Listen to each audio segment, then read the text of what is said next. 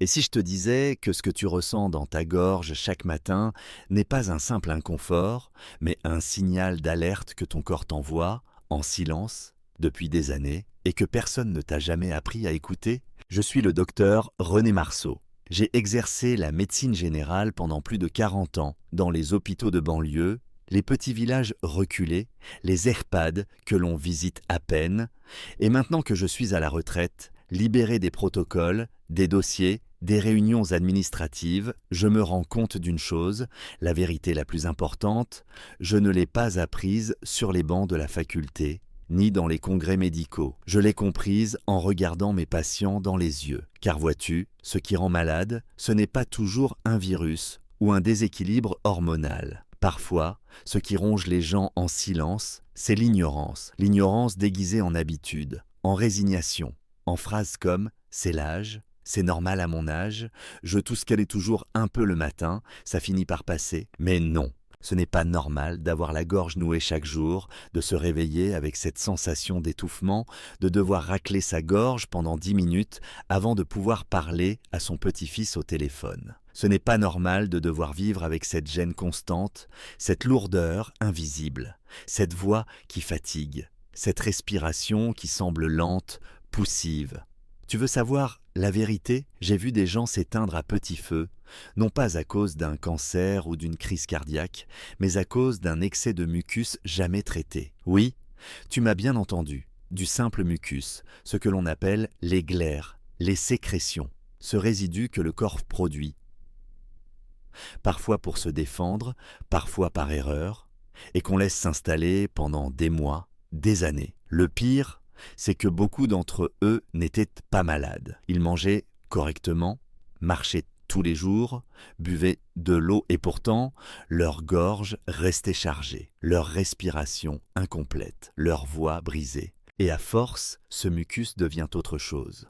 Une entrave à la parole, une barrière à la connexion humaine, un facteur de repli, d'isolement, d'angoisse. Un de mes anciens patients, que j'appellerai Jean pour préserver son anonymat, m'a dit un jour cette phrase qui m'a glacé. « Docteur, ce n'est pas la toux qui me fatigue.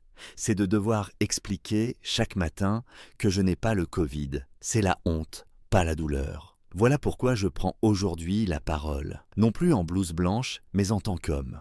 En tant que médecin qui n'a plus rien à vendre, plus rien à prouver, mais beaucoup à transmettre, car il existe des solutions. Elles ne sont pas en pharmacie, elles ne sont pas nouvelles. Elles sont dans ta cuisine, dans ton jardin, dans les savoirs populaires de nos grands-mères que l'on a oubliés à force de croire que seul ce qui est cher ou compliqué est efficace.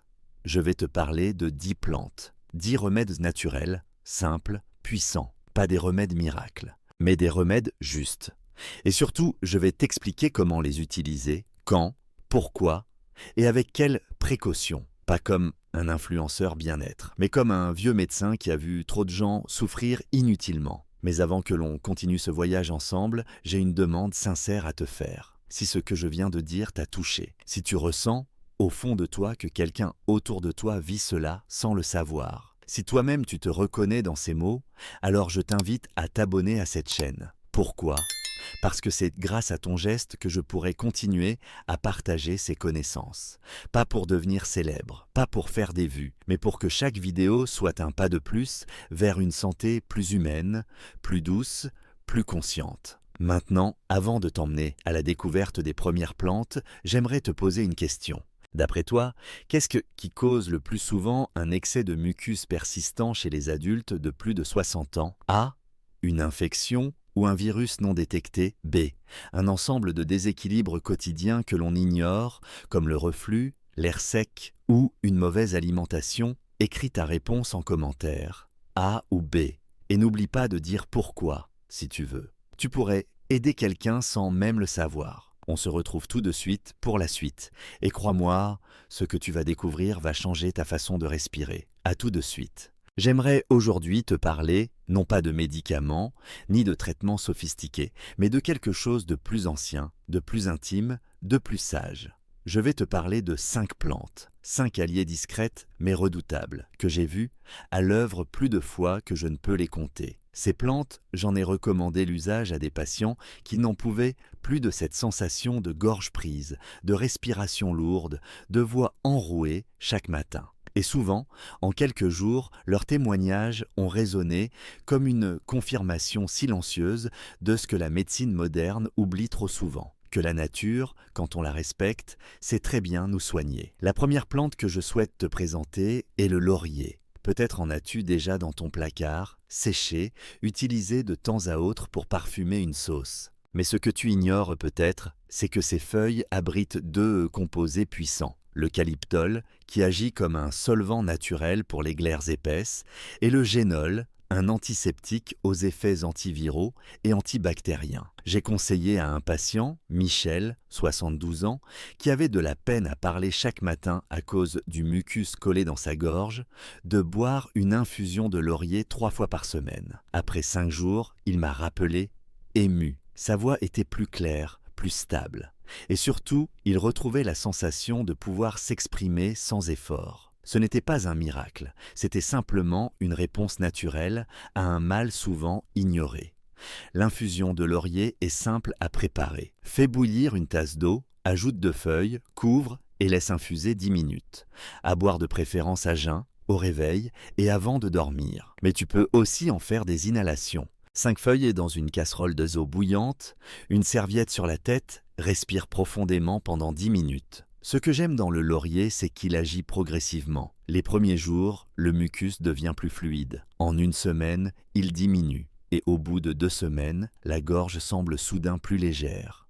C'est une plante qui travaille doucement, mais sûrement. La deuxième alliée, moins connue dans le domaine respiratoire, mais pourtant redoutable, c'est l'huile d'olive. Oui, cette huile que l'on utilise chaque jour dans la cuisine méditerranéenne. Des chercheurs ont comparé ses effets à ceux de l'ibuprofène. Et figure-toi qu'ils ont découvert qu'elle possédait des propriétés anti-inflammatoires remarquables. L'huile d'olive extra vierge, prise à jeun, aide à apaiser les inflammations internes, y compris celles de la gorge et des bronches. De plus, elle est naturellement antibactérienne. C'est comme si elle nettoyait doucement mais fermement la surface irritée de ta gorge. Une cuillère à soupe chaque matin, avec quelques gouttes de citron, peut transformer ton début de journée. Pour ceux qui ont du mal avec le goût, une autre option consiste à la faire tiédir légèrement et à l'utiliser comme gargarisme. 1 minute suffit, et contrairement au sirop pharmaceutique, elle ne dessèche pas les muqueuses. Elle les nourrit, les répare.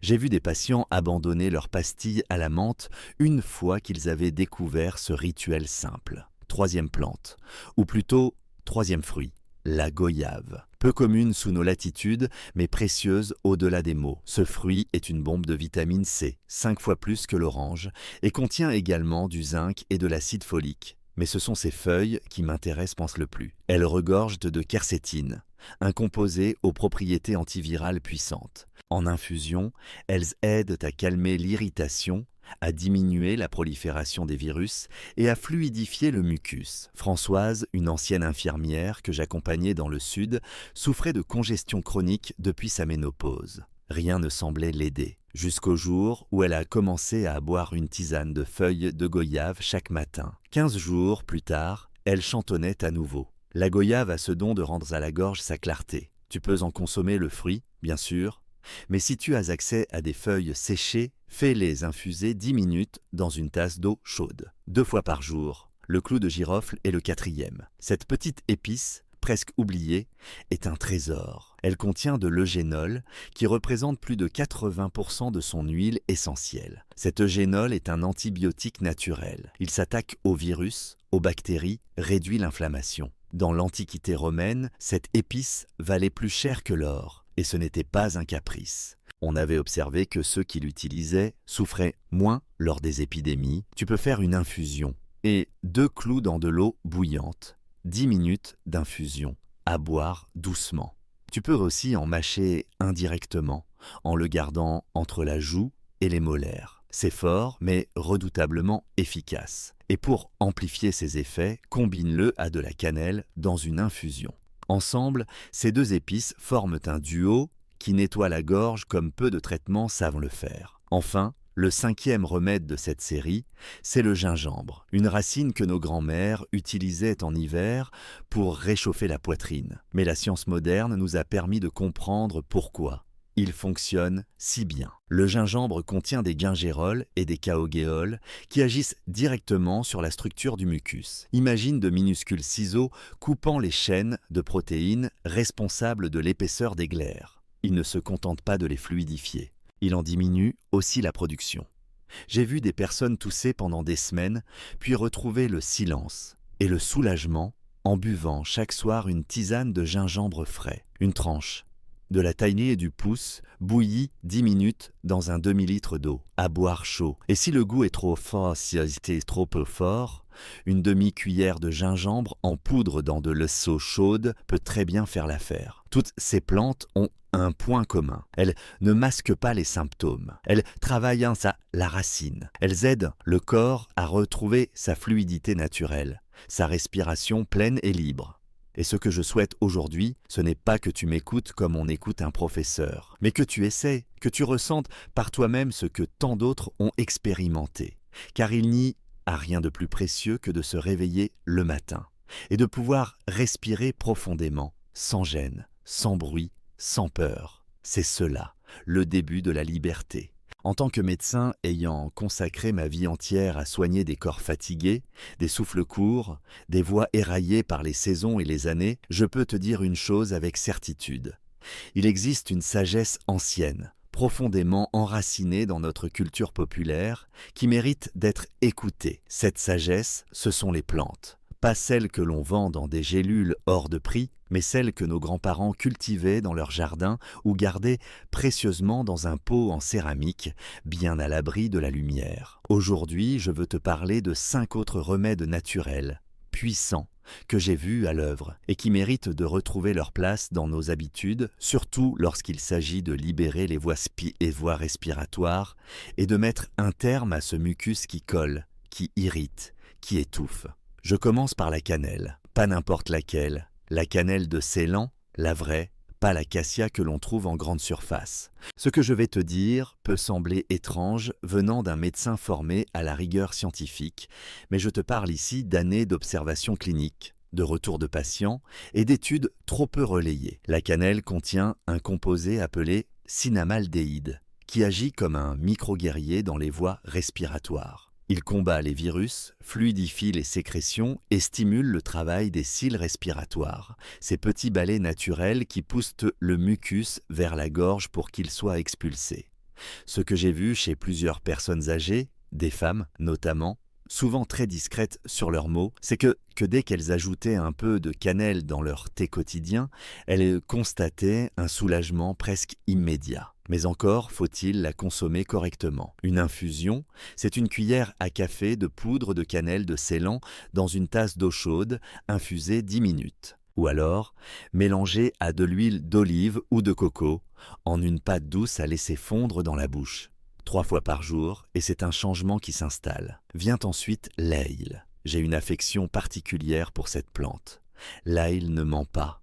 Il pique, il sent fort, il dérange, mais il soigne. Lorsqu'on l'écrase et qu'on le laisse reposer une dizaine de minutes, il libère un composé extraordinaire. L'allicine. Cet antibiotique naturel agit à une vitesse que bien des produits pharmaceutiques lui envient rien. Il détruit les virus, renforce le système immunitaire, fluidifie les sécrétions et surtout, il fait cela en profondeur. Je me souviens de Louise, une octogénaire d'un petit village de Bourgogne, qui avait pour habitude de mâcher une demi-gousse d'ail chaque matin avec une cuillère d'huile de colza. Elle disait « Docteur, c'est mon armure, l'hiver peut venir ». Et elle avait raison. L'ail cru est redoutablement efficace. Mais pour ceux qui ne supportent pas son goût fort, une tisane d'ail bouillie avec un peu de lait végétal et une pincée de curcuma, le soir avant le coucher, peut faire des merveilles. On peut aussi opter pour des gélules dosées, à condition qu'elles mentionnent bien leur teneur en allicine. Car c'est là que réside toute sa force. Le romarin, lui, est une autre plante que l'on croit souvent cantonnée aux cuisines méditerranéennes. Pourtant, Derrière son parfum boisé se cache une puissance insoupçonnée. Le romarin contient de l'acide rosmarinique, un composé triple action. Il réduit l'inflammation des muqueuses, il neutralise les radicaux libres qui agressent nos tissus et il combat les bactéries et les virus. Ce que j'aime dans le romarin, c'est sa capacité à purifier, pas seulement le corps, mais l'air, l'espace, l'esprit même. Dans la Rome antique, on le brûlait lors des épidémies pour désinfecter l'air. Et encore aujourd'hui, je recommande à mes patients de faire des inhalations avec du romarin bouilli, 3 tasses d'eau, une bonne poignée de feuilles fraîches ou séchées, 5 minutes à feu doux, puis on respire la vapeur, la tête couverte d'une serviette. L'effet est souvent immédiat, une sensation de dégagement, de clarté, et si l'on préfère, une infusion de romarin, une cuillère à café de feuilles pour une tasse d'eau, peut se boire matin et soir, sans contre-indication notable. Puis, il y a le vinaigre de cidre. Ce remède peut surprendre tant il semble banal. Et pourtant, ce liquide à l'odeur piquante contient de l'acide acétique, un désinfectant naturel qui crée un environnement hostile aux virus et aux bactéries dans la gorge. Il ne faut pas en abuser, mais utilisé correctement, il est d'une grande aide. On peut en prendre une cuillère à café diluée dans un verre d'eau tiède le matin, à jeun, ou faire des gargarismes avec un mélange à part égale d'eau et de vinaigre pendant une trentaine de secondes. Cela calme l'irritation, assainit la bouche et la gorge et freine la production de mucus. Mais attention, il faut choisir un vinaigre de cidre biologique, non filtré, avec sa mère encore présente, car c'est là que résident les enzymes et bactéries bénéfiques. Je me souviens d'un patient en Bretagne, ancien pêcheur, qui me disait « Le vinaigre, c'est mon remède des marées. Quand j'en prends, je sens que mes poumons s'ouvrent. » Et cela, je l'ai entendu de nombreuses fois. Enfin, je terminerai cette partie avec une plante souvent reléguée aux sauces pour pizza. L'origan. Grave erreur. L'origan est une arme. Ces 2 composants principaux, le carvacrol et le thymol, sont capables de s'attaquer à des bactéries résistantes aux antibiotiques classiques. Mais surtout, ils agissent en tandem pour nettoyer les poumons et stimuler les cils respiratoires. J'ai vu chez certains de mes patients une nette différence entre ceux qui consommaient de l'origan régulièrement, sous forme de tisane ou dans leur alimentation, et ceux qui n'y pensaient jamais. Les premiers étaient moins congestionnés, plus vifs, moins souvent malades. Tu peux en faire une infusion avec 2 cuillères à café d'origan séché dans une tasse d'eau bouillante, couverte pendant 10 minutes. Ou bien l'utiliser frais dans tes plats. Son effet c'est plus doux, mais les bienfaits respiratoires s'accumulent avec le temps. L'origan, c'est la plante de la constance. Pas de feu d'artifice immédiat, mais une transformation lente, durable, profonde. Voilà, tu connais désormais 5 nouveaux alliés, 5 plantes, 5 vérités naturelles que la modernité a tendance à oublier. Mais moi, je te le dis, elles fonctionnent. Et elles fonctionnent d'autant mieux qu'elles respectent ton corps. Elles ne forcent rien, elles encouragent, elles ne masquent pas, elles libèrent. Et peut-être qu'en les réintégrant dans ta vie, tu verras que tu n'as pas besoin de plus. Tu as juste besoin de mieux, de plus doux, de plus vivant, comme la nature quand on lui laisse une place. Lorsque j'étais encore en activité, il m'arrivait souvent de voir des patients revenir me consulter encore et encore pour le même problème. Cette gêne persistante dans la gorge, ce mucus qui semblait ne jamais vouloir disparaître malgré les sirops, les sprays, les antibiotiques parfois. Et souvent, une phrase revenait, presque mot pour mot. « Docteur, j'ai tout essayé, mais ça revient toujours. » Avec le temps, j'ai appris à ne pas seulement écouter les symptômes, mais à lire entre les lignes. Le corps ne ment pas, mais il chuchote. Et lorsqu'il produit du mucus en excès, ce n'est jamais par hasard, ce n'est pas un bug du système. C'est une alerte, un signal faible mais persistant que quelque chose, quelque part, est déséquilibré. Le premier déséquilibre, l'un des plus fréquents, et pourtant l'un des moins évoqués, c'est le reflux gastro-œsophagien. Combien de fois ai-je entendu des patients âgés me dire qu'ils ne ressentaient pas de brûlure d'estomac, mais qu'ils avaient toujours la gorge irritée le matin. C'est justement là que le reflux agit de manière perverse, silencieusement. L'acide gastrique remonte parfois la nuit, atteint la gorge sans provoquer de douleur digestive, mais en laissant derrière lui une inflammation chronique, une surproduction de mucus, une voix cassée au réveil. Le patient pense qu'il a attrapé un rhume. Mais ce n'est pas le froid, c'est l'acidité. Et tant que ce reflux n'est pas identifié et calmé par des changements alimentaires, posturaux, parfois médicamenteux, la gorge continuera de réagir inlassablement. Une autre cause souvent oubliée, mais ô combien répandue, ce sont les infections respiratoires, même bénignes. Un rhume mal soigné, une grippe passée à la va-vite, une bronchite ignorée. Le corps, dans sa grande sagesse, produit du mucus pour protéger, pour capturer les agents pathogènes, pour les expulser. C'est un mécanisme de défense. Mais quand l'inflammation persiste, ou quand le système immunitaire est affaibli, ce mucus devient chronique, il stagne, il devient plus épais, et il finit par étouffer le quotidien. Dans ces cas-là, il ne s'agit pas de supprimer le mucus, mais de soutenir l'organisme pour qu'il termine ce qu'il a commencé, le nettoyage. Il y a aussi ce phénomène que les spécialistes appellent le post-nasal drip, ou en français, l'écoulement post-nasal. C'est insidieux, discret, mais terriblement gênant. Le nez, au lieu d'évacuer vers l'extérieur, laisse couler lentement le mucus vers l'arrière, en direction de la gorge. Le patient ne se mouche pas, il ne se sent pas enrhumé, et pourtant, il a constamment besoin d'avaler, de racler sa gorge, de tousser. La nuit, cela empire, et le matin, la gorge semble engluée, presque douloureuse. Beaucoup l'ignorent, mais ce phénomène est souvent lié à des allergies respiratoires, à la pollution ou à une sécheresse de l'air ambiant. Un simple test, humidifier la chambre, filtrer l'air ou passer quelques jours dans une région plus humide peut parfois suffire à mettre en lumière cette cause silencieuse. Chez les femmes, notamment après la ménopause, un autre facteur entre en jeu. Les changements hormonaux. Je l'ai constaté encore et encore. Des femmes, souvent en bonne santé, actives, sans antécédents, viennent me voir pour une gorge sèche, un mucus visqueux, une sensation de boule dans la gorge. Et pourtant, les examens sont normaux.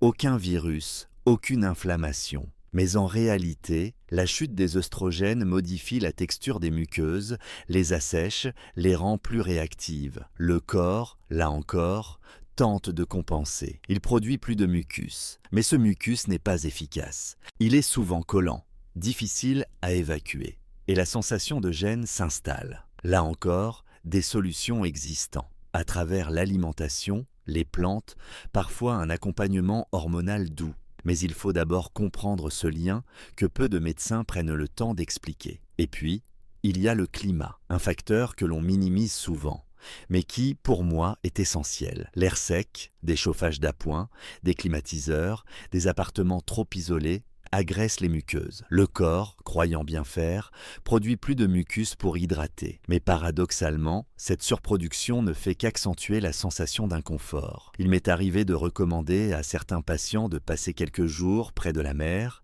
en Bretagne ou sur la côte basque. Et le résultat était là. Indéniable. Le mucus diminuait, la gorge s'apaisait, la respiration retrouvait sa fluidité. Ce n'était pas un hasard, c'était la nature, une fois de plus, qui faisait son œuvre. Ce que je veux te dire aujourd'hui, c'est que le mucus persistant n'est jamais une fatalité. C'est une conséquence, une réponse du corps. Et tant que l'on traite uniquement le symptôme, tant qu'on cherche à faire taire le mucus, sans en comprendre la cause profonde, on ne fait que repousser le problème. Il m'est arrivé, lors de mes dernières années de pratique, de recevoir des personnes qui avaient en vue 5, 6 spécialistes, sans jamais avoir eu de réponse claire. Certains avaient subi des examens invasifs, d'autres prenaient des traitements lourds, alors qu'il aurait suffi, parfois, d'observer leur mode de vie, leur façon de dormir, ce qu'ils mangeaient avant de se coucher, la température de leur chambre, leur niveau de stress, la qualité de leur silence. La médecine moderne a fait des progrès extraordinaires, et je suis le premier à le reconnaître. Mais dans la course au diagnostic, nous avons parfois oublié la sagesse de l'observation, de l'écoute lente, du lien entre les choses. Et le mucus, ce petit détail que beaucoup ignorent, est parfois la clé d'un déséquilibre plus grand. Alors si tu ressens cette gêne, si ta gorge semble toujours encombrée, je t'invite à te poser cette question simple. Qu'est-ce que mon corps essaie de me dire? Est-ce une réponse à ce que je mange, à ce que je vis, à l'air que je respire, à une émotion que je retiens?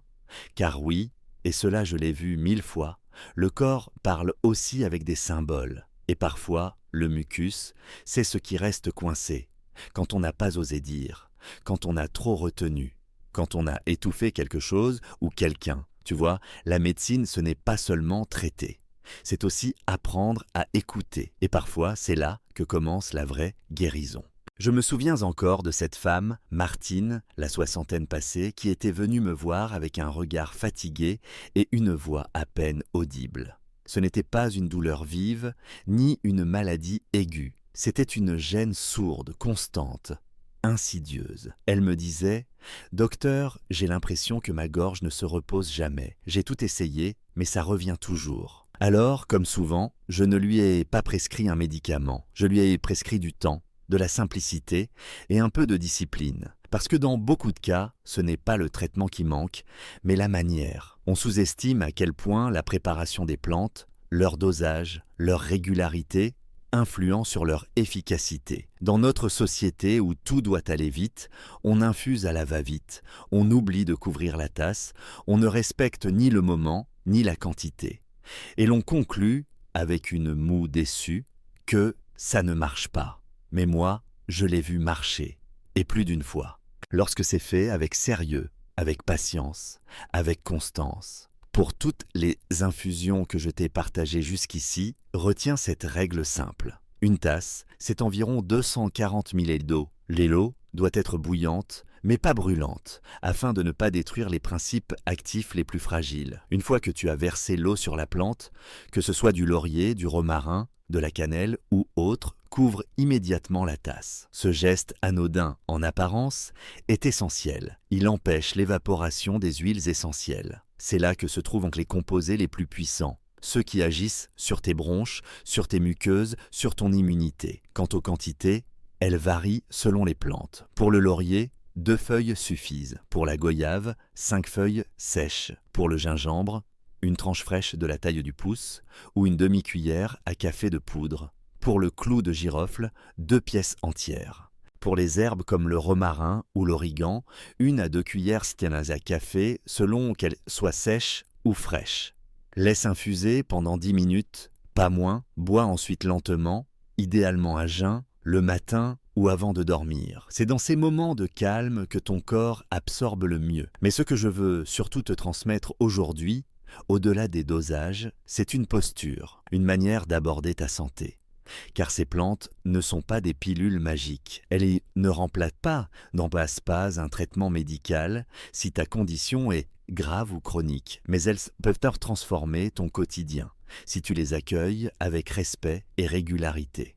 Ce que Martine a compris au fil de nos échanges, c'est que son mucus chronique n'était pas un combat à mener, mais un message à écouter. Elle a appris à ralentir, à boire ses infusions avec attention, à adapter son alimentation, à ouvrir ses fenêtres chaque matin, à écouter sa gorge comme on écoute une vieille amie fatiguée qui demande juste un peu d'égard. Et tu sais quoi ?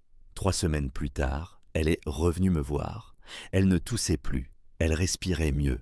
Mais surtout, elle rayonnait, non pas parce qu'elle avait guéri, mais parce qu'elle avait repris contact avec son corps. Elle avait cessé de subir. Il y a une vérité que j'aimerais t'offrir aujourd'hui, une vérité que j'ai mis des années à comprendre. Ce que nous appelons des symptômes sont parfois des appels du corps à changer, à ajuster, à réapprendre. Et trop souvent, nous répondons à ces appels en les faisant taire, en les couvrant de produits, en les ignorant, alors qu'il suffirait parfois de les écouter vraiment. Et si tu te demandes encore si cela vaut la peine d'essayer, de préparer une tisane chaque soir, de mâcher un clou de girofle, de faire une inhalation de romarin, je te pose une seule question.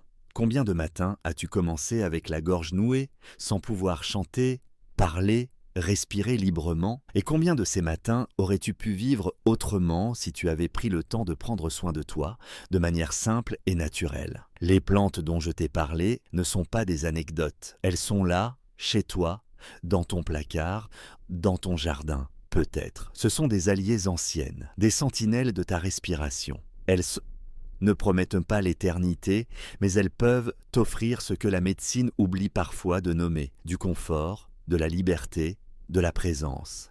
Alors prends le temps, infuse, respire, bois, Et si un jour tu ressens un mieux, une légèreté, un silence dans ta gorge que tu n'avais plus connu depuis longtemps, alors tu comprendras que ce que tu viens d'entreprendre n'est pas une cure, c'est une reconquête. La reconquête de ta respiration, de ton rythme, de ton lien avec ce corps qui malgré tout n'a jamais cessé de vouloir ton bien. Et moi, en tant que médecin, même si je suis désormais à la retraite, c'est cela que je continue à souhaiter pour chacun d'entre vous, que vous ne viviez pas en mode survie, mais en pleine conscience, en souffle retrouvé, en vie véritable. Depuis le début de cette série, je t'ai partagé ce que j'ai mis toute une vie à comprendre, à observer, à vérifier. Ce que tu viens de lire ou d'écouter n'est pas un simple catalogue de plantes. C'est un parcours, celui d'un médecin qui, après 40 ans de pratique, a compris que la guérison ne se limite pas à une ordonnance. Elle commence bien souvent par une prise de conscience, par un retour vers ce qui est simple, naturel, oublié. Le mucus persistant, cette gêne que tant de personnes considèrent comme inévitable avec l'âge, n'est pas une fatalité. C'est une réponse du corps, une réaction parfois légitime, parfois excessive, mais toujours significative. Nous vivons dans un monde où l'on attend des solutions rapides à des problèmes complexes. Mais la biologie humaine ne fonctionne pas comme un interrupteur. Elle est lente, vivante, évolutive. Ce que je t'ai proposé à travers ces 5 parties, ce sont des clés, des outils, des rituels, des invitations à ralentir, à observer, à prendre soin de toi autrement. Il ne s'agit pas de remplacer ton traitement médical si tu en as un. Il ne s'agit pas non plus de rejeter la science. Il s'agit de l'enrichir, de la compléter, de lui redonner une dimension humaine, holistique, enracinée. Je ne compte plus les patients qui, en modifiant quelques habitudes simples, boire une infusion le soir, faire une inhalation régulière, s'allonger après le repas pour éviter le reflux, ouvrir les fenêtres le matin, ont vu leur quotidien se transformer. Pas de façon spectaculaire, mais profondément. Moins de fatigue, moins de tout, une voix retrouvée, un sommeil plus paisible. Et surtout, le sentiment d'avoir repris les rênes de leur santé. La leçon que je retire de tout cela est simple mais précieuse. Ce sont les gestes les plus simples qui, répétés avec constance et conscience, ont le pouvoir de nous transformer durablement. Ce n'est pas dans la complexité que se trouve la guérison. C'est dans l'écoute, dans l'attention, dans le respect du corps et de ses messages. Alors, si je devais te laisser avec une seule chose, ce serait cela. N'attends pas d'être malade pour prendre soin de toi. N'attends pas d'être épuisé pour te reposer. N'attends pas que ton corps crie pour enfin l'entendre. Applique dès demain un petit geste de ce que tu as appris ici. Choisis une seule plante. Prépare une infusion. Respire. Écoute ce que ton corps te dit après. Et si tu sens une différence, même infime, alors tu sauras que tu es sur le bon chemin. Avant de terminer, j'aimerais te poser une question simple.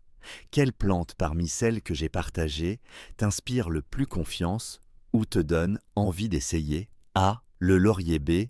Le gingembre. Dis-le-moi en commentaire. Ce n'est pas juste pour moi, c'est pour les autres aussi, car ton expérience, ton avis, peut encourager quelqu'un d'autre à franchir le pas, à essayer, à se soigner autrement. Et si ce contenu t'a aidé, même un peu, je t'invite à faire 2 choses. 1. Abonne-toi à cette chaîne, c'est gratuit. Et cela me permet de continuer à créer ce genre de contenu pour t'aider, pour aider d'autres, pour faire circuler des savoirs trop souvent oubliés. 2. Si tu en as les moyens, fais un petit don pour soutenir ce travail. Peu importe le montant, même symbolique, je suis un médecin à la retraite, je ne cherche pas la gloire. Mais j'aimerais consacrer les années qu'il me reste à transmettre ce que je sais. Et ton soutien, même modeste, me donnera la force de continuer. Merci d'avoir pris ce temps avec moi. Merci de ta confiance. Et surtout, prends bien soin de toi. Toujours.